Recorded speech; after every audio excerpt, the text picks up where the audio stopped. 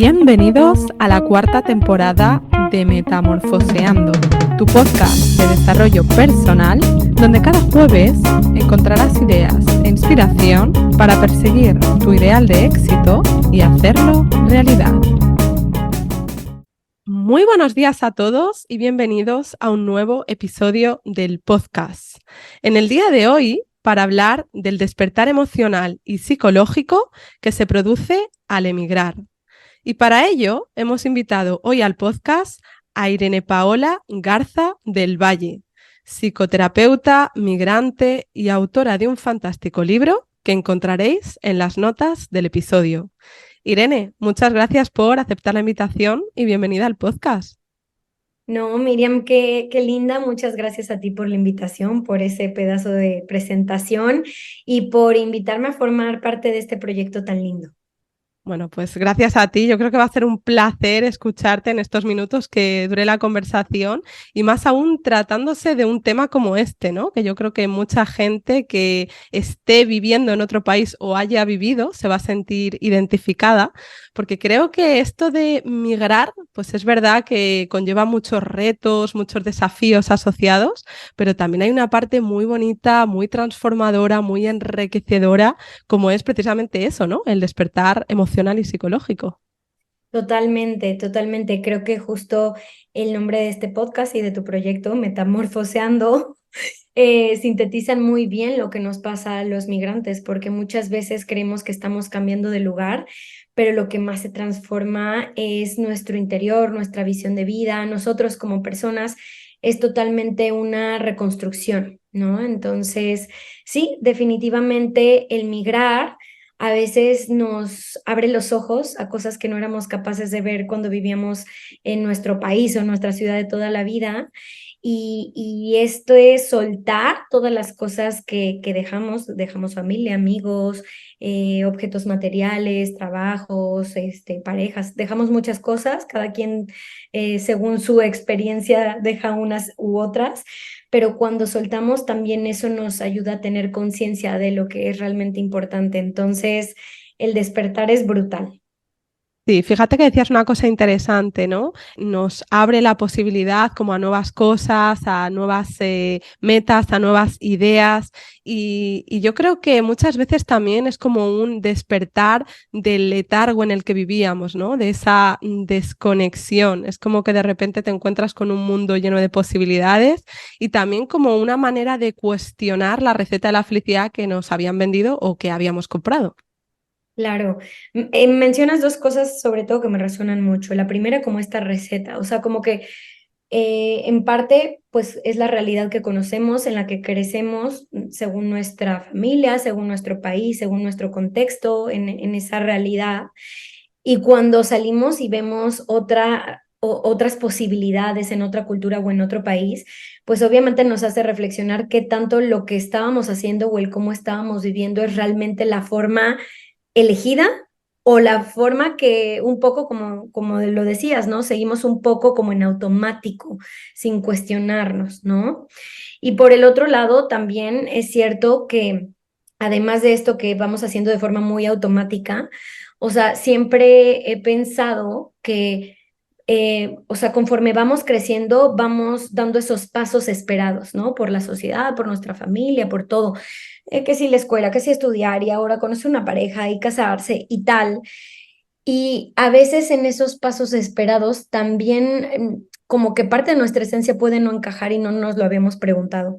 Y es cuando salimos de esa realidad y nos permitimos ese salto o esa aventura, muchas veces conscientemente y muchas otras inconscientemente, que reflexionamos. Esta es la vida que yo quería vivir.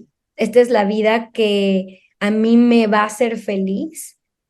Hay veces que sí, que estando en una realidad decimos, uy, extraño eso, pero ahora sí lo elijo conscientemente, ahora sí puedo regresar a ello conscientemente. Y hay veces que nos damos cuenta que esa vida no estaba hecha totalmente para lo que realmente va a encender nuestra alma, ¿no? Y nos va a hacer sentir que el motorcito de nuestra vida está realmente, pues, yendo, ¿no? O encaminado hacia el lugar correcto. Sí, totalmente. Yo creo que es una invitación a la reflexión, porque inevitablemente, pues, en la lejanía también pasas más tiempo solo, ¿no? Y te da más lugar como a hacerte preguntas. Y luego yo creo que también es como un despertar de conciencia, porque te das cuenta de que estás un poco solo con tu decisión y que eres responsable de las consecuencias de esa elección, ¿no? Que ya no hay nadie al que echarle la culpa si va mal o si va bien. Y nuevamente le das al clavo, que ya te preguntaré si tú has migrado alguna vez, porque sí, por un lado, como dices, yo creo que al estar en otro país, estamos a veces por primera vez con nosotros mismos. Habíamos estado toda nuestra vida acompañados de nuestra familia, de nuestros amigos, de toda la gente que nos ha rodeado, y al encontrarnos por primera vez es como bajarle el volumen a ese ruido de las voces, las opiniones, las creencias de quienes nos rodean y empezar a escuchar esta voz interior mucho más fuerte y potentemente y claramente. Entonces, claro, eso por un lado. Y por el otro lado, esto que dices me parece más de esta conciencia existencial. A mí me gusta mucho la psicoterapia existencial, que es se basa también en la filosofía y en el existencialismo. Y justo yo creo que una de las personas que más admiro en esta vida y que cuando he leído o sea, que he sentido, ¿sabes? De estas personas que les dices, esta persona me cambió la vida, pues uno de estos es Irving Yalom. Irving Yalom es un psicoterapeuta existencial y él tiene un libro en el que habla de estas crisis existenciales, ¿no? Que son el miedo a la muerte, el peso de la responsabilidad, que va de la mano con la libertad, porque somos realmente libres de elegir muchas cosas, y también la crisis ante la soledad, ¿no? El aislamiento existencial, que por muy rodeados que estemos, al final del día estamos solos con nuestra existencia y ante la vida, ¿no? Y fíjate que algo que he visto, tanto en carne propia como en las personas que acompaño, es que estas crisis existenciales son más frecuentes cuando nos vamos de nuestro lugar de origen, nuestra ciudad o nuestro país. Porque justo al salir de esa zona de confort, de ese lugar seguro en el que no nos tenemos que cuestionar muchas cosas, de repente nos damos cuenta que estando lejos se puede morir alguien, o algo que últimamente tengo muchas ganas de hablar de ese tema de ¿y qué pasa si yo me muero estando lejos? O sea, como que nos volvemos conscientes de que la vida está ahí pasando todo el tiempo en otro lugar y que no estoy eligiendo esa vida. También porque hay una muerte simbólica de esa persona que éramos y que dejamos de ser al migrar.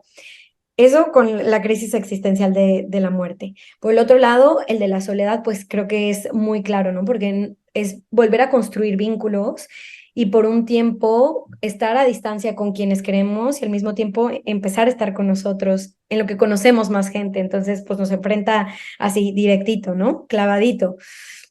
Y por el otro lado, este tema de la responsabilidad y la libertad. A veces cuando estábamos en nuestro país nos recargábamos inconscientemente en otras personas, ¿no? O nos sentíamos sostenidos por esta red, por esta tribu, y a veces no nos hacíamos cargo de algunas responsabilidades de cualquier tipo, emocional, económica, la que fuere, ¿no? Y cuando estás al otro lado del mundo, pues dependes de ti en todos los sentidos.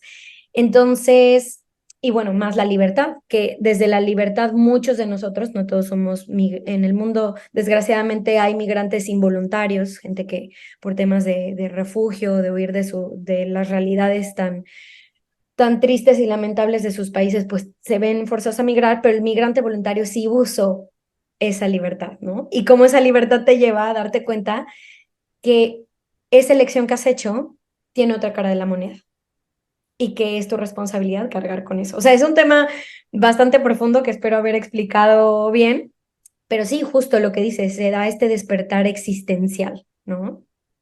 Sí, totalmente. Yo creo que hablabas de algunas emociones, ¿no? Que se despiertan, como por ejemplo el miedo, la culpa, ¿no? Porque yo creo que tenemos esa falsa sensación de que como nos vamos, pues oye, ya no vamos a poder estar ahí como de apoyo moral o psicológico si pasa algo, un accidente, la muerte de un ser querido, una enfermedad, es como que automáticamente te pones en lo peor. Pero lo que tú decías, ¿qué pasa si me muero yo, ¿no? Si hay que tener en cuenta todo esto de, pues, oye, no me quiero poner tétrica, pero expatriación del cadáver y demás, son muchas cosas asociadas y en eso, pues, curiosamente no pensamos, ¿no? Es como que nos sentimos más culpables por lo que dejamos atrás o por cómo se lo tomará la familia, que al fin y al cabo les ha pillado de rebote porque no han tenido poder de elección, ¿no? Ha sido como, bueno, yo me he visto con esto autoimpuesto. Claro, exacto. Y aquí dices dos cosas muy importantes. Por un lado, el no lo pensamos hasta que estamos aquí y es inevitable pensarlo, y resistirnos a reflexionarlo es más doloroso que atravesar estas realidades y que utilizar estas realidades para lo que dice Yalom, ¿no? Que me encanta, es una vez que te abres los ojos, una vez que hay un despertar existencial, no puedes volver a abrirlos, no puedes negar lo que ya conoces, pero sí puedes utilizarlo para vivir una vida con más conciencia y profundidad. Y creo que cuando aceptamos que nos podemos morir en cualquier momento y que un ser querido también lo puede hacer, que aceptamos que hay una muerte simbólica de esa persona que éramos y que no volveremos a ser, que aceptamos que hemos elegido esto desde la libertad y que conlleva una responsabilidad y que estamos solos y todas estas cosas añadidas a la migración que son duras, ¿no? Pero cuando lo aceptamos, lo podemos utilizar para tener vínculos más reales, más sinceros y más incluso unidos pese a la distancia. O sea, podemos convertir esa distancia física en un acercamiento emocional muchas veces, si lo sabemos utilizar. Y también podemos utilizar esta crisis de identidad y de la vida se va a acabar y quién soy, quién eres, ya no voy a ser, en elegir quiénes queremos ser y vivir una vida que realmente es elegida, por mucho que no sea sencilla, porque no todo es color de rosa. Entonces sí, lo podemos utilizar, ¿no? Y ese es el ideal, que este proceso de crecer y de crisis y de cambio nos convierta, no en esta mejor versión, porque creo que no es que haya mejores versiones o no, sino en una versión más consciente, más libre y al mismo tiempo más comprometida con uno mismo, ¿no?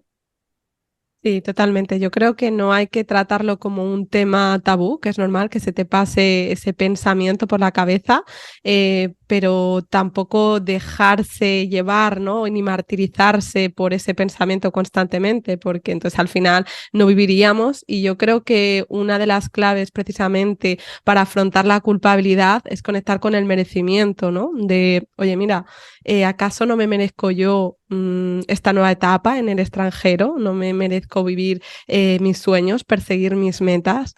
Pues claro que sí, ¿no? Y al final en cada decisión hay una renuncia, no se puede esperar que todo vaya según lo previsto y que todo nuestro entorno esté de acuerdo, pero al final, oye, es tu vida, ¿no? Y tú tienes que elegir. Claro, es darnos permiso y como dijiste, es elegir qué lealtad queremos tener, si con los otros o con nosotros mismos, ¿no? E incluso entender que el que seamos leales a nosotros no significa que les estemos haciendo daño a los demás. Lo que les hace daño es la expectativa que tenían de lo que querían obtener de nosotros o en el vínculo con nosotros, ¿no? Y es cierto que esto que dices de la culpa es algo a lo que también los migrantes nos enfrentamos muchísimo. Y muchos de nosotros tenemos que cortar a veces como esos patrones, esas dinámicas familiares y decir, vengo a esta vida para ser yo feliz, no para ser felices a los demás. Y también aunado a la culpa me viene algo que una vez mi terapeuta me lo dijo y se me quedó grabado así en el corazón y es, ¿qué culpa eliges? ¿La culpa contigo misma por complacer a otros o la culpa con otros por complacerte a ti? ¿No? Totalmente. Mira, hablabas de la culpa y yo creo que además se agregan como otras emociones, ¿no? Como por ejemplo el miedo, que es algo muy habitual, sobre todo al inicio, ese miedo a la incertidumbre, al qué va a pasar, con qué me voy a encontrar. Y es un miedo que yo creo que va disminuyendo a medida que lo desconocido se vuelve conocido y que a la vez, pues bueno, es normal un poco también que te tengas que hacer una bonita composición del cuadro, como digo yo, ¿no? O sea, cuando te vas a otro país, normalmente sueles idealizar un poco el lugar de destino, sueles inflar, ¿no?, sus cualidades y minimizar sus defectos, pero a la vez es necesario para dar el paso, porque es que si no, no lo daríamos nunca con todos esos miedos detrás. Total, o sea, yo creo que el proceso de idealización es igual que en el amor, o sea, es lo que nos permite entrar al vínculo. Si no nos enamoráramos o no idealizáramos el migrar, no nos meteríamos en ello para nada. Pero es cierto que después en nuestra mente tenemos este plan, así como A, B, C, D, F, G, porque malamente venimos de una sociedad que nos como que intenta hacer organizar todo y la vida no es, hay cosas que no caben en una agenda, hay planes que se salen, ¿no? Como de lo que puedes calendarizar y las circunstancias obviamente te sorprenden. Y como seres humanos, ya hablando hasta incluso biológicamente, a nuestro cerebro le incomoda mucho como las sorpresas y el no saber qué esperar, la incertidumbre le pone como en modo peligro muchas veces, ¿no? Como en modo supervivencia de por dónde me va a llegar el león, ¿no? Pero es cierto que también migrar nos enseña esa realidad de que realmente no podemos controlar muchas cosas ni planear muchas cosas y que la incertidumbre es parte de la vida, a pesar de que nos hayan contado otra cosa diferente, ¿no?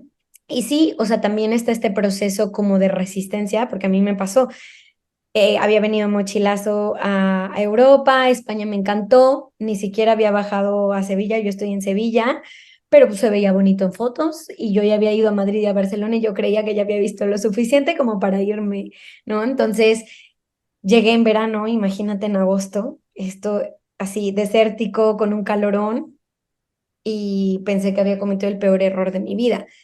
Y he tenido mis fases de amor-odio, ya obviamente estoy mucho más adaptada, he elegido quedarme incluso tras una separación, ¿no? Y hasta incluso fue como otro volver a elegir estar aquí, ¿no? Desde otro lugar, ya no porque esté con alguien de aquí, sino porque vuelvo a elegir estar aquí. Y definitivamente he hecho mucho las paces, pero también creo que tengo una relación más sana con España, con el país, porque ya no es ni la idealización ni el odio ante lo que me estaba generando al inicio, ¿no? De tantos retos, ¿no? Y que yo a quién quería culpar, pues España. Y no, la responsable era yo porque yo había elegido esta experiencia. Entonces también podemos convertirlo en o sea, con el tiempo, si trabajamos el duelo migratorio, la culturación, la reconstrucción de la identidad y todos estos procesos psicológicos derivados de la migración que todas las personas migrantes vivimos en menor o mayor medida, pues podemos construir un vínculo más sano. Y hoy es cierto que España no es perfecto, pero estoy muy contenta en España, pese a las cosas que siguen sin gustarme y las muchas que me gustan y por las que sigo eligiendo estar acá, ¿no? Qué bueno Totalmente. que me entrevistaste ahora y no años atrás, porque no te hubiera contado lo mismo. Totalmente, pero dices una cosa muy sabia, ¿no? Y haciendo la comparativa con el amor, pues es así, cuando te enamoras, al principio idealizas un poco a la persona y después lo vas bajando mucho más a tierra, ¿no? Ves cosas que te gustan, otras que no. Y yo creo que al final, cuando migras, pasa algo parecido, ¿no? Que después de esa idealización, a veces viene un poco la frustración de, ups, dosis de realidad, ¿no? De repente no todo es tan maravilloso y tan idílico, puedo tener momentos de dudas, de comparar, de preguntarme, oye, ¿he hecho bien? ¿Ha sido una decisión acertada? Y yo creo que, por ejemplo, en mi caso, a mí también me sirvió mucho como para reconciliarme con mi país, porque yo huí de España un poco con la sensación de esta insatisfacción, ¿sabes? Laboral, económica y además por todo lo que te cuentan en las noticias de otros países, ¿no? Pues que están mejor, no sé, me iba como un poco enfadada con mi país y sin embargo me di cuenta de que una vez que estaba allí, hasta lo defendía con orgullo. Cuando alguien me preguntaba yo de dónde eres, se me llenaba la boca, ¿no? De decir, oye, pues soy de aquí. Y ahora con el tiempo que he vuelto, me he reconciliado totalmente con mi país y a día de hoy elijo estar aquí. Nunca se sabe qué puede pasar, ¿no? Con el tiempo, si será una decisión permanente o no, pero viéndolo como una decisión totalmente elegida y que es lo que quiero y deseo en este momento. Claro, no estás porque aquí ya llegaste y listo, sino porque has vuelto y lo has vuelto a elegir. Y cuando uno vuelve a elegir su país también, como dices, es ya con esta conciencia de que todos los lugares tienen sus bemoles, ¿no? Y qué interesante también esto que dices, porque creo que también al irnos, como que somos más conscientes de esta identidad, ¿no? O sea, siempre me he sentido como súper orgullosa de ser mexicana, pero desde que me fui siento como esto con más potencia. Y también es como esta dualidad, ¿no? De me siento mexicana, amo a mi país, pero al mismo tiempo estoy eligiendo otro país. Y es también hacer las paces con esa dualidad, incluso con lo que podría parecer una contradicción y dejar que estas dos partes estén en ti. Y, por ejemplo, mi libro sé que se llama Ni de aquí ni de allá, pero siempre en el libro menciono que la idea es que logremos pasar del ni de aquí ni de allá al de aquí y al de allá, ¿no? O sea, que logremos que estas dos partes, estas dos identidades, muchas veces son multiculturales de gente que migra a más lugares, coexistan, ¿no? Y siempre seré una mexicana orgullosa de su país que cree que es un lugar increíble, pero al mismo tiempo hoy elijo España y estoy agradecida de estar aquí. Y eso no elimina a la otra, lo cual en algún momento sentí y por eso también sentía tanta resistencia, porque sentía que estaba como renunciando a esta otra yo, ¿no? Sí, me gusta tener esta conversación contigo porque creo que es como dos caras de la moneda en el sentido de, oye, después de esa idealización y de esa frustración, en mi caso me llegó como la añoranza, ese momento de, oye, echo de menos mi país y es como una fase clave como para que se resuelve pues muchas veces mudándose al país de origen y en tu caso como que lo has transmutado, ¿no? En la aceptación de decir, oye, mira, me quedo aquí porque lo elijo acoplando como mi identidad de mexicana y no perdiendo mi esencia, ¿no? Pero a la vez adaptándome al país en el que estoy. Es como que se pueden dar esos dos casos también. Sí, total, total. Sí, yo creo que, y al final del día es como lo que te sana, ¿no? Porque también esto de elegir o aquí o allá, bueno, de aquí, de allá, y también mucha gente me pregunta, oye, ¿pero tú te ves volviendo? No lo sé. O te ves en España toda la vida y digo, uy, para toda la vida es una pregunta que le pasa lo mismo en las parejas, ¿no? Para toda la vida. No lo sabemos. Y creo que justo pasar del amor romántico o la migración romántica al amor maduro o a la migración consciente es eso, a la migración madura, perdón. Es como el amor romántico o la migración romántica es eres tú, lo que yo tanto necesitaba, eres la persona perfecta o el país perfecto y contigo se acaban mis problemas y me voy a sentir completamente satisfecho, satisfecha. Y obviamente te das cuenta que no tanto con cualquier persona como con cualquier país, cuando trasciendes las crisis, ¿no? Que son naturales, el enfrentarte a esta realidad de la persona o del país, puedes, ¿no? Pasar a o el amor maduro o la migración madura, que es a pesar de que hay muchos países en el mundo y muchas personas en el mundo, veo cosas buenas en ti y te elijo porque creo que nutres mi vida. Y eso aplica para personas y países, ¿no? Entonces, para migraciones. Entonces, creo que es un poco eso. O sea, hoy creo que en España, en esta vida que estoy construyendo, nutre el proyecto que tengo. Pero bueno, no dudo que en algún momento me dé por ahí por volar. No sé si de vuelta a México, no sé si a otra ciudad de España, no sé si a otro país, ¿no? Totalmente, porque al final yo creo que, como decíamos, la vida es incierta, hay que estar abierto a lo que te pueda también deparar, a estar en congruencia con quién eres en cada momento. Y yo creo que también la suerte de que nuestras migraciones han sido voluntarias, ¿no? Sí. Al contrario de muchas personas que se ven forzadas, pues, por ejemplo, a hacer el servicio militar, o se me ocurre también el caso de niños, ¿no? Que por un traslado de los padres por su profesión, pues, oye, tienen que dejar su escuela sus amigos y ahí ya conectas un poco más con la ira y la frustración de, no se están teniendo en cuenta mis necesidades, ¿por qué estamos aquí, ¿no? Si yo no lo he elegido. Pero en nuestro caso creo que es voluntario y que no es una decisión irreversible, como por ejemplo, oye, la muerte, ¿no? Que ya no hay nada que hacer al respecto. Es como esa sensación también de que seguramente si el día de mañana no estás bien y decides volver, siempre va a haber alguien esperándote con los brazos abiertos. Y dices eso y, o sea, por supuesto que ahora lo pienso y digo, claro, ¿no? Pero el problema es que a muchos de nosotros nos viene como este miedo al fracaso. Y nuevamente pongo el ejemplo del amor porque aplica igual para la migración. O sea, como que muchas veces nos aferramos a una relación o a una persona por miedo a que crean que fracasamos, ¿no? O por todo lo que ya hemos invertido, o porque ya vivimos juntos, o porque es que ya nos casamos, o porque estamos en la plane. O sea, nos aferramos porque sentimos que terminar es un fracaso, cuando más bien el fracaso a veces es quedarte en una relación que no es saludable para ti, o en la que no puedes ser tú, o que no va encaminada a lo que realmente quieres en la vida. Y creo que lo mismo a veces pasa a los migrantes, como que da miedo sentir que si regresas fracasas. Y realmente el fracaso sería quedarte en un lugar nada más por lo que la gente pueda pensar, o porque muchas veces la misma familia, a veces, eso pasa mucho, no sé si te pasó a ti, como, ay, no, no, no regreses, quédate allá, allá está mejor todo, no sé qué. Y tú obviamente vives una realidad en la que sabes que no todo es perfecto, que obviamente, o sea, tienes una vida normal, que no solo son las fotos que la gente ve en la que viajas, ¿no? Entonces, claro, o sea, como que a veces da miedo como pensar, si regreso es un fracaso, ¿no? O sea, también creo que es cambiar como esta perspectiva y decir, tenemos la libertad, volvemos a la parte existencial, tenemos la libertad de elegir lo que haga sentido en ese momento y tal vez lo que hace sentido en un momento deja de hacerlo en otro. Y esto tiene que ver por, justo, otra vez tu podcast, ¿no? Porque vamos transformándonos, porque estamos en constante proceso de metamorfosis o sea, siento que muchas veces en la vida nos metemos, ¿no? En nuestro capullito. ¿Se dice así en España? Sí. Capu- Bueno, pues lo pregunto porque ya hay palabras que ya no sé ni cómo se dicen acá o cómo se dicen allá.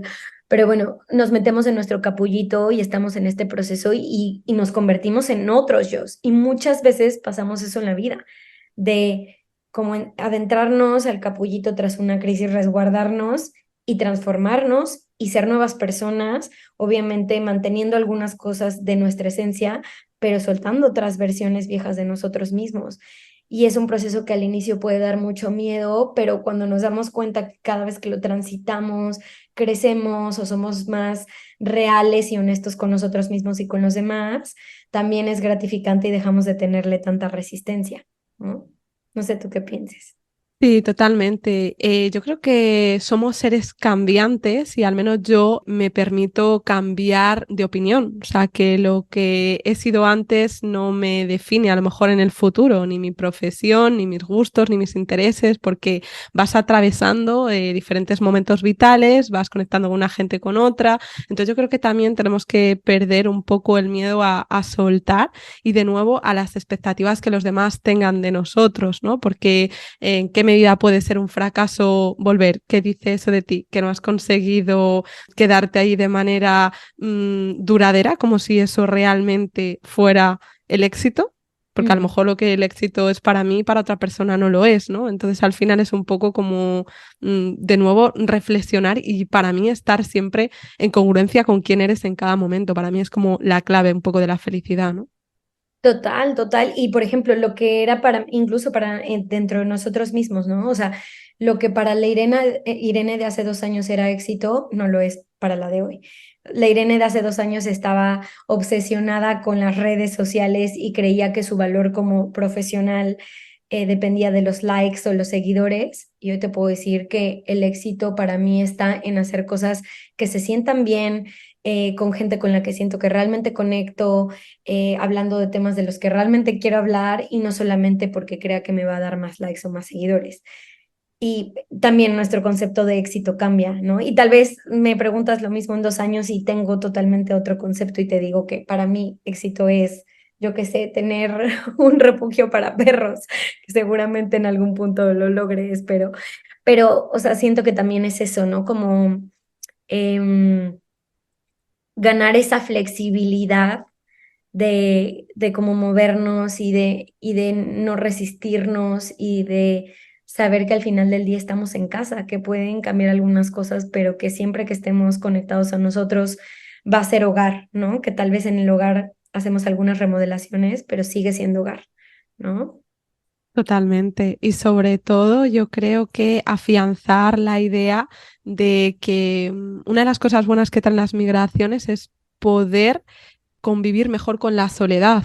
Y eso nos da un poder muy grande en el sentido de que te ves como más capaz de ingeniártelas por ti mismo, desarrollas ciertas habilidades a la hora de resolver, de accionar y decir, oye, si tanto si me tengo que quedar como si me tengo que volver, si he sido capaz de empezar desde cero en un nuevo lugar, voy a ser capaz de continuar en otro en el que ya estaba, ¿no? O sea, es como tener como esa autoafirmación de no tengo todas las incógnitas resueltas, pero confío en que tengo los recursos para resolverlas o los iré recogiendo a lo largo del camino. Ujú. Sí, como que estar con uno mismo, ¿no? A veces te permite ser consciente de tu resiliencia y de tu fortaleza, porque cuando estás en red tal vez no lo tienes que utilizar tanto o no lo identificas tanto y crees que es en parte todo lo que te dan los demás, lo que te ayuda a sobrepasar ciertos momentos o ciertas vivencias. Y cuando estás por tu cuenta, pues, o sea, como que reconoces tus recursos y tus herramientas, ¿no? O incluso aprendes nuevas. La misma vida te empuja a hacer cosas que no hubieras tal vez necesitado hacer.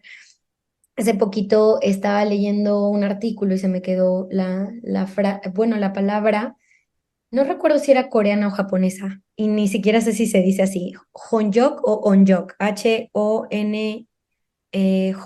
o Seka, Honjok, y es el arte de estar solo.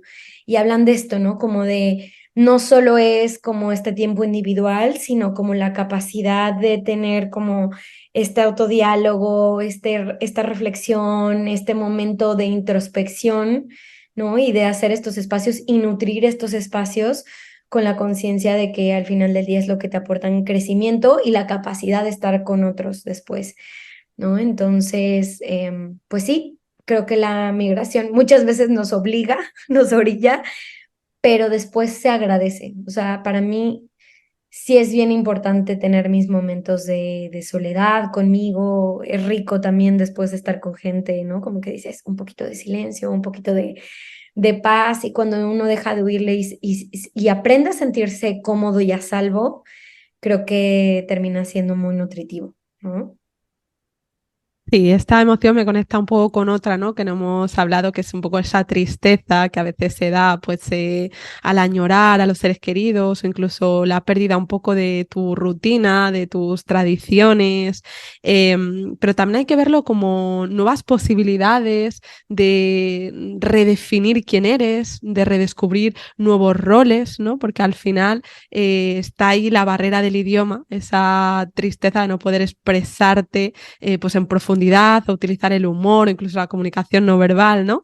Pero a la vez también es interesante porque a muchas personas, y se me ha venido así a la cabeza, ¿no? A bote pronto, eh, pues por ejemplo, personas que con la distancia y empezando de cero en un nuevo lugar, pues se sienten con la fortaleza de reconocer su verdadera orientación sexual, ¿no? Lejos de juicios, de miradas de toda la vida. Entonces, al final, siempre hay algo positivo, siempre hay una lección, un aprendizaje, ¿no? Sí, total. O sea, creo que por un lado es bien importante dejarnos sentir la tristeza.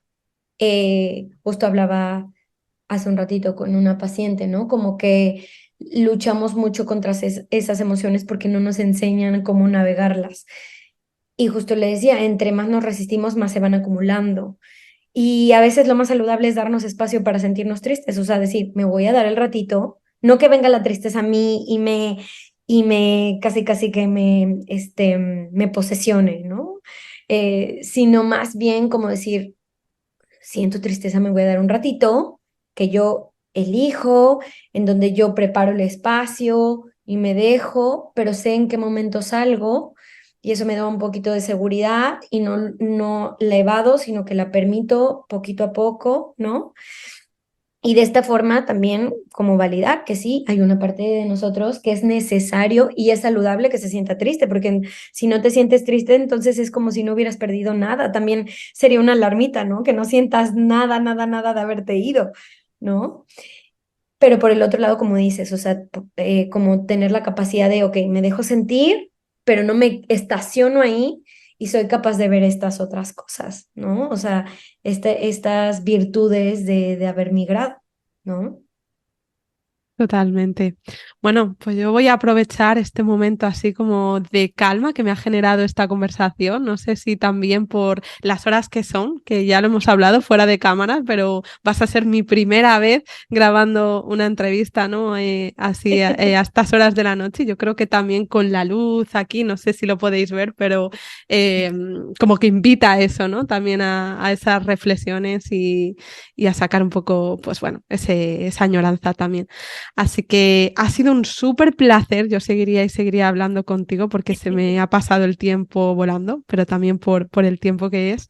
Vamos a dejarlo aquí y para que la gente se quede con ganas de más, para que vuelvas otro día a hablar de más temas interesantes como estos. Irene, no me querría ir de esta entrevista sin que antes nos dieras como tu pequeño resumen particular, ¿no? De lo que hemos hablado en el día de hoy, algún mensaje que creas que puede inspirar o ayudar a la comunidad que está detrás y que por supuesto les cuentes dónde pueden seguirte y encontrarte en las redes sociales. Ay, muchas gracias, Miriam. También fue un placer muy rico. Me voy así, me voy a ir a dormir a la cama con esta reflexión, porque siempre digo que estas conversaciones también son cosas que necesito recordarme a mí o decirme a mí. Así que muchas gracias por la profundidad también. Eh, pues bueno, yo lo que les diría es que al final del día, migrar nos puede llevar lejos de todo lo conocido, pero siempre nos lleva hacia adentro. El ir al exterior a veces nos lleva hacia el interior y que se permitan conectar, se permitan conocerse muchas veces por primera vez, y que se permitan también pues ser su ancla y ser su lugar seguro y su brújula estén en donde estén, ¿no? Que si sienten que no tienen ese vínculo, entonces ese es justo el trabajo a hacer antes de cualquier otra cosa, ¿no? De nada sirve que aprendas a hablar el idioma si no aprendes a hablar contigo mismo de la forma en la que lo necesitas, ¿no? De una forma amable, compasiva, empática. Entonces, bueno, que también este es un ejercicio, una invitación a la autocompasión. Ese sería mi mensaje. Y bueno, de redes sociales tengo muchas, ya no más. Tengo 3 proyectos, pero el principal es Mentes en Equilibrio. Así me pueden encontrar en Instagram, en YouTube. Mi página web es www.mentesenequilibrio.com. También estoy igual en Facebook. Y luego están mis otras redes enfocadas a pareja, amar sanamente, por un lado, y psicología para el corazón. Así también me pueden encontrar en Instagram y en Facebook. Y bueno, esas serían mis principales redes. Bueno, Irene, pues con esta invitación a la autocompasión nos quedamos en el día de hoy a conectar, a seguir, ¿no? Tu brújula interior. Y bueno, ha sido un súper placer tener esta charla contigo hoy. Gracias. Y a todos vosotros también gracias por estar ahí al otro lado escuchando una temporada más. Si os ha gustado este episodio, os animo a escuchar el 155 del podcast, donde hablamos también sobre proceso y duelo migratorio con la psicóloga Marta Panizo. Os dejo enlace a este capítulo en las notas del podcast. Recordaos que con vuestras suscripciones, me gusta y comentarios me ayudáis a que la comunidad crezca y a que más entrevistas como esta sigan siendo posibles. Os mando un fuerte abrazo y nos escuchamos el próximo jueves en una nueva entrega del podcast. Un beso y hasta pronto.